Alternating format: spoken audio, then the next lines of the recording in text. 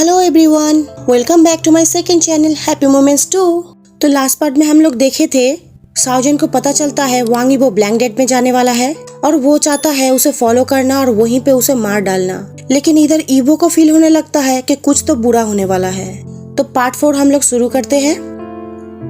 Evening में ईबो जान के रूम में एंटर किया उसे कंपनी देने के लिए, उसके साइड में रहने के लिए। वो एक चेयर लिया और जान के बेड के साइड में बैठ गया। वो सबकॉन्शियसली जान के हाथ को ब्लैंकेट से बाहर निकाला और उसके चीन में रखते हुए उसके उंगलियों से खेलने लगा। इसका हाथ कितना स्लिम और स्किनी है। ईबो कंटिन्यू अपने माइंड में साओजन के बारे में बोले जा रहा था और बार बार उसके स्लीपी चेहरे की तरफ देखे जा रहा था। जब वो एक मैन है तो वो इतना ब्यूटीफुल क्यों है?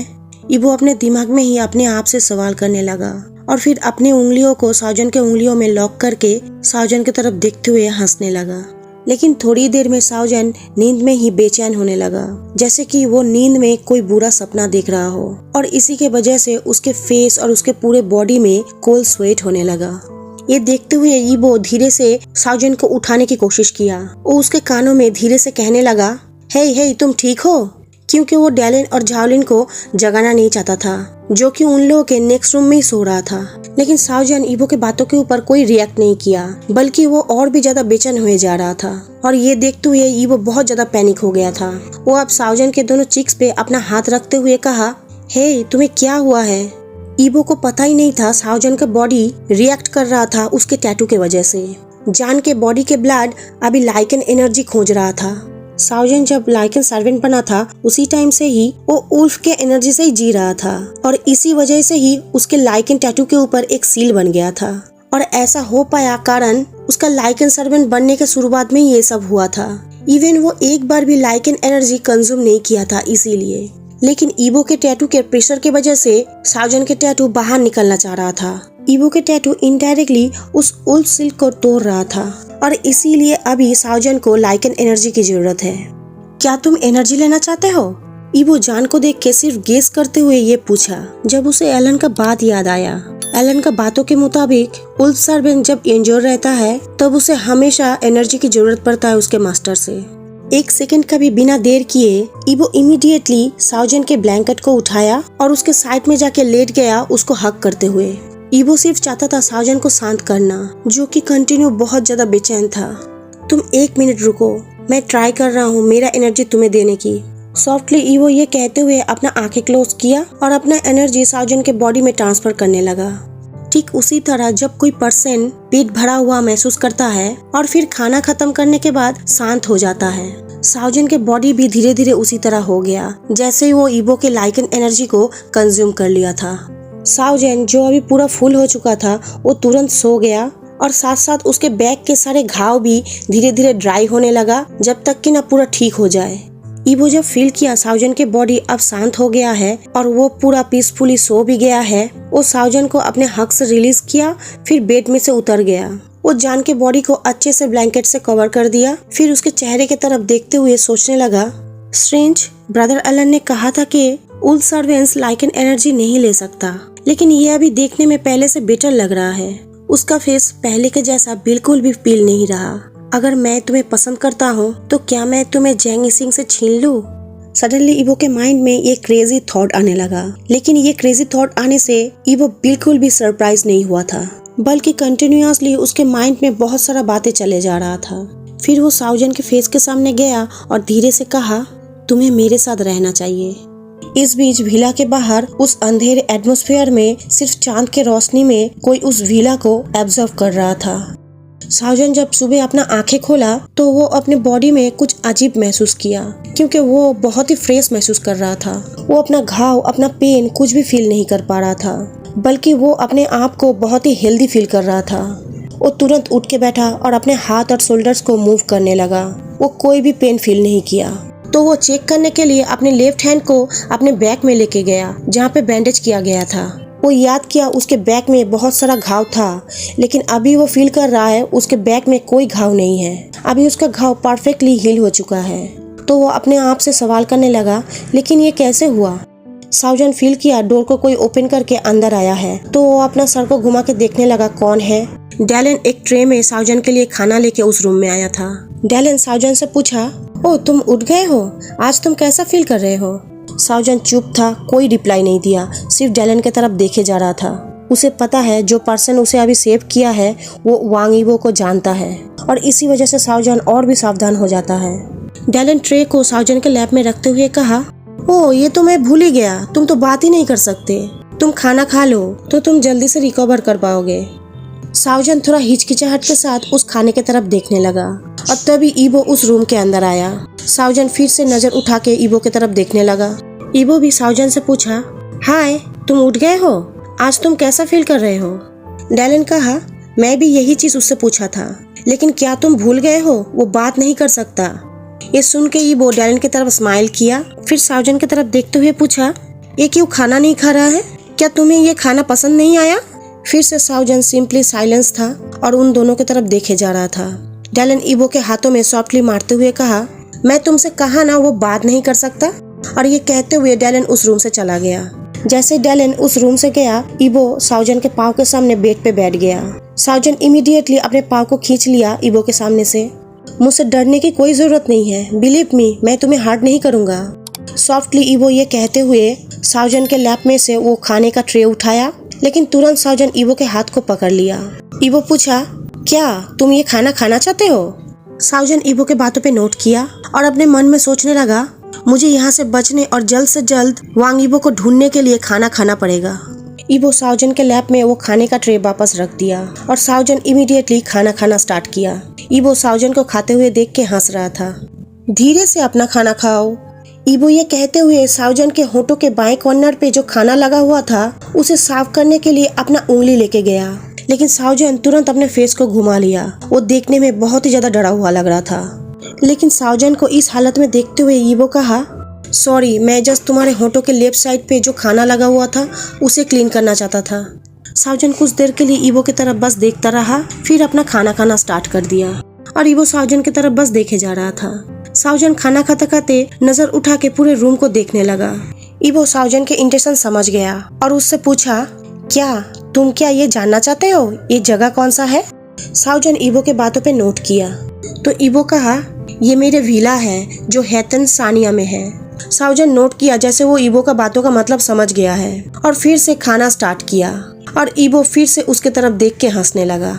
मैं दोपहर तक यहाँ से चला जाऊंगा, तुम यहीं पे रहना, डोंट वरी, ये सेफ जगह है।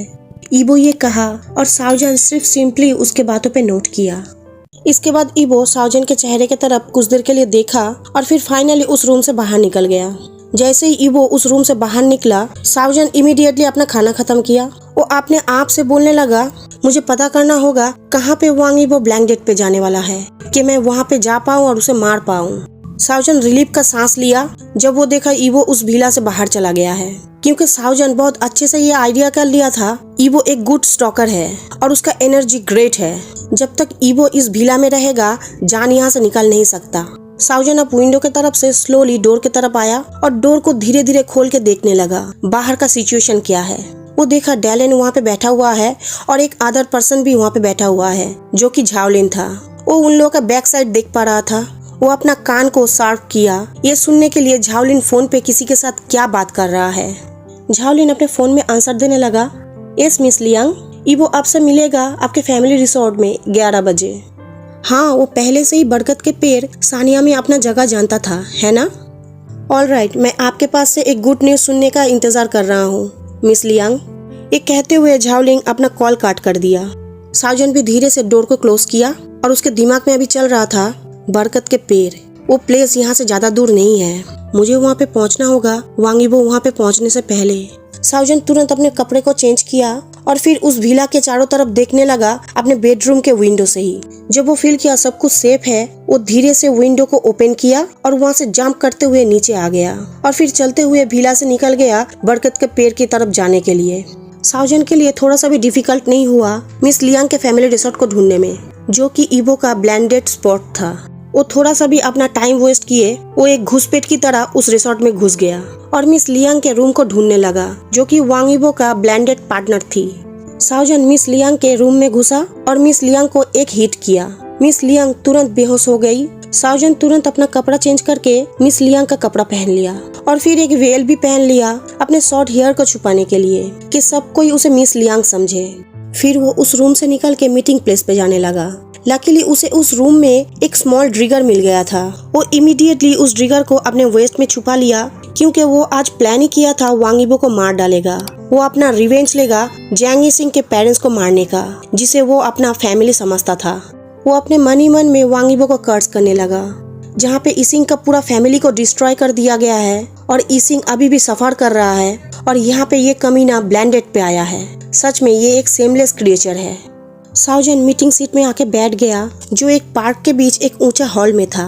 वो हॉल प्राचीन स्टाइल में पेपर लंठन से सजाया हुआ था। उस हॉल के बीच में एक टेबल रखा हुआ था, लेकिन उस टेबल तक पहुंचने से पहले एक बैरियर भी था। वो प्लेस सिर्फ ब्लेंडेड के लिए ही बनाया गया था और उसको इस तरह से डिजाइन किया गया था कि गेस्ट के प्राइवेसी मेंटेन रहे। साओजन बहुत ग्रेटफुल था कि वहाँ पे जाके उसे बैठने में ज्यादा परेशानी नहीं हुआ और किसी के बिना जाने ही वो अपना मिशन कंप्लीट कर लेगा। साओजन टेबल में बैठ के वांग यीबो का वेट ही कर रहा था, लेकिन वो वेट करते करते डिसाइड किया वो अपना फ्लूट प्ले करेगा, क्योंकि वो प्लेस इतना ज्यादा ब्यूटीफुल था कि वो खुद को रोक नहीं पा रहा था। वो चाहता था इस ब्यूटीफुल प्लेस में एक ब्यूटीफुल म्यूजिक भी होना चाहिए। साओजन अपने फ्लूट को कुछ मिनटों के लिए प्ले करने लगा और वो प्ले करते करते रियलाइज ही नहीं किया कि कोई उस रूम में आ गया है। वो वांग यीबो था, जो ऑलरेडी उस रूम में एंटर कर गया था और उस बैरियर के उस पार ही था।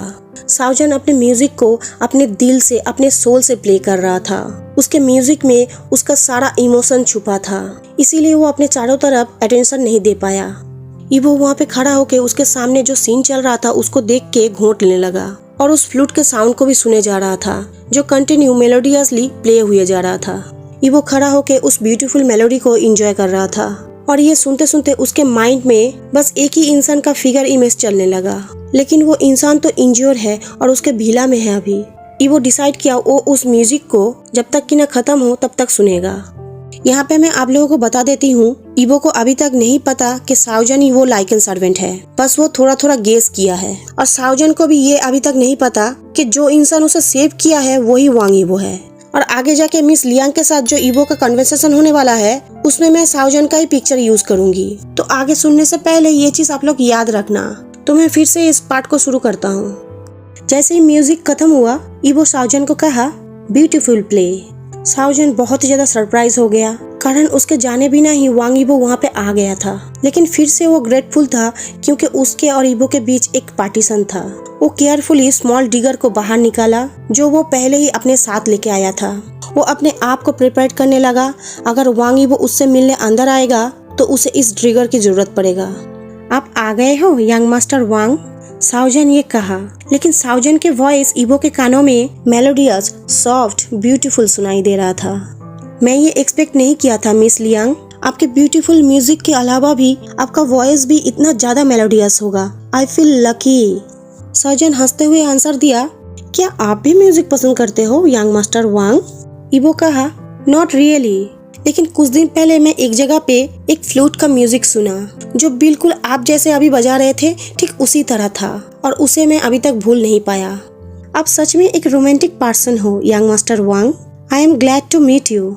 साओजन ये कह तो दिया, लेकिन वो अंदर से डिस्गस्ट फील कर रहा था।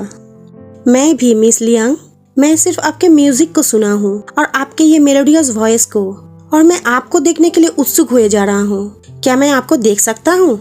यीबो ये कहते हुए चलना स्टार्ट किया साओजन के साइड पे जाने के लिए। Wait a minute young master Wang, इतना जल्दबाजी मत कीजिए। साओजन ऑलरेडी अपने चेस्ट के पास अपने ट्रिगर को लेकर तैयार था। अगर वांग यीबो अंदर आया तो उसी ट्रिगर से वो स्टेप करेगा उसे। वो फिर से कहा, मैं एक चीज के ऊपर आपका राय जानना चाहता हूँ पहले। यीबो अपना आईब्रोज थोड़ा ऊपर करके कहा, ओ मिस लियांग, जाहिर है आप ओपिनियंस का आदान प्रदान करना पसंद करते हैं। मैं आपका ज्यादा से ज्यादा प्रशंसा कर रहा हूँ। प्लीज पूछिए, आपका क्या ख्याल है इस लाइकन सर्वेंट का हंट को लेके? क्या आपको लगता है ये शिकार लाइकन और उस दोनों के लिए सिर्फ ट्रैवल है? मैं सुना आप खुद इस शिकार में उतरे हो उसे शिकार करने के लिए। क्या उस सर्वेंट को आप ढूंढ लिए हो? साओजन का क्वेश्चन सुन के यीबो का आंखें छूटा हो गया। वो सस्पेक्ट करने लगा इस क्वेश्चन के पीछे कुछ छुपा हुआ है। तो वो पूछा, ग्रेट लॉर्ड वांग मुझे भेजा था उसे अरेस्ट करने के लिए। लेकिन मैं आंसर देने से पहले तुमसे एक क्वेश्चन करता हूँ। मैं ज्यादा इंटरेस्टेड हूँ तुम्हारा थॉट सुनने में। तुम क्या सोचते हो इस हांट को लेके? साउजन कहा ये बिल्कुल भी नहीं होना चाहिए। तो ईबो कहा मिस अपने ओपिनियन को एक्सप्लेन कीजिए ठीक से। बिना किसी कारण के ये हांट स्टार्ट हुआ है। क्यों उसे हांट किया जाए? स्पेशली क्यों उसका जान लिया जाए, जबकि वो किसी को भी कभी भी कोई भी हार्म नहीं किया है। मैं ऑब्वियसली किसी को भी कभी भी हार्म नहीं किया। मैं सिर्फ चाहता हूँ पीसफुली इस जिंदगी को जीना। क्यों एक लाइकन फैमिली इस तरह का कमेंट करेगा, इस तरह का क्रूल एक्ट करेगा कि एक पूरा वुल्फ फैमिली को मार दिया जाए? इस पूरा कंट्री में लाइकन फैमिली का गुड नाम है बहुत सालों से। एक रूलर है जो हमेशा पीसफुल रहने का बातें करता है, लेकिन उनके ही राज में एक वार स्टार्ट हो चुका है, वो भी बिना कारण के ही। क्या तुम एरोगेंट नहीं हो? साउजन के दिल में अभी जो भी था वो सब कुछ बाहर निकलने लगा। ईबो कहा आपका ओपिनियन इंटरेस्टिंग है। मैं मानता हूँ मुझे नहीं पता कि क्यों उस लाइकन सर्वेंट को हार्ट करने के लिए मुझे ऑर्डर दिया गया था, लेकिन एक चीज मैं बिलीव करता हूँ, बिना किसी प्रॉपर रीजन के मेरा फैमिली कभी भी ऐसा नहीं करेगा। मेरा ग्रैंडफादर लाइकन और उल्फ के बीच बहुत सालों से पीसफुल रखा है, और यही इनफ है प्रूव करने के लिए मेरा ग्रैंडफादर कभी भी वार नहीं चाहते हैं, जो कि अभी हो रहा है। और उस उल्फ फैमिली के बारे में भी सब कुछ बाहर आएगा। तुम बिल्कुल भी गिल्टी फील नहीं कर रहे हो? तुम्हें पहले सच क्या है ये ढूंढना चाहिए था, उसके बाद सब कुछ फिनिश करना चाहिए था। वो सर्वेंट उन लोगों के साथ है या नहीं? अगर ये बात सच है कि उन लोगों के साथ वो सर्वेंट था, लेकिन वो लोग भी वहाँ पे मारा गया, लेकिन वो लोग इनोसेंट था। वार कभी भी किसी प्रॉब्लम का सॉल्व नहीं कर सकता। साउजन बहुत ज्यादा इमोशनल हो गया था और इसी वजह से उसका वॉइस भी कांपने लगा, और उसका वॉइस चेंज होते हुए नोटिस करते ही ईबो उसके साइड स्लोली आने लगा। साउजन अपने तिरछी आंखों से देख पा रहा था वांग ईबो धीरे धीरे उसी के तरफ आए जा रहा था, तो वो अपने ट्रिगर को लेके पूरा तैयार था। मैं भी खुद ये वार नहीं चाहता हूँ, ये कहते हुए ईबो स्लोली साउजन की तरफ मूव किया। अगर सिर्फ जैंगी सिंह उसके सर्वेंट को हैंड ओवर कर दे, ये कहते कहते वांग ईबो साउजन के सामने आ गया, और तभी उसके नेक में कुछ कोल्डनेस टच किया। वो साउजन के ट्रिगर था जो डायरेक्टली वो उसके नेक में लगाया था। तुम दोनों ही सेम टाइम बहुत ज्यादा सरप्राइज हो गया जैसे ही दोनों एक दूसरे को फेस किया। आज का पार्ट मैं यहीं पे खत्म करती हूँ। मैं आशा करती हूँ ये पार्ट भी आप लोगों को अच्छा लगेगा, क्योंकि आप लोगों का कमेंट पढ़ के मुझे हमेशा लगता है कि ये एफएफ आप लोगों को बहुत ज्यादा पसंद आ रहा है। तो प्लीज कमेंट करके बोलना मत भूलना ये पार्ट आप लोगों को कैसा लगा, और वीडियो को लाइक करना, शेयर करना और चैनल को सब्सक्राइब जरूर करना। तो आज मैं चलती हूँ, नया पार्ट लेके जल्दी मिलूंगी। Bye bye friends.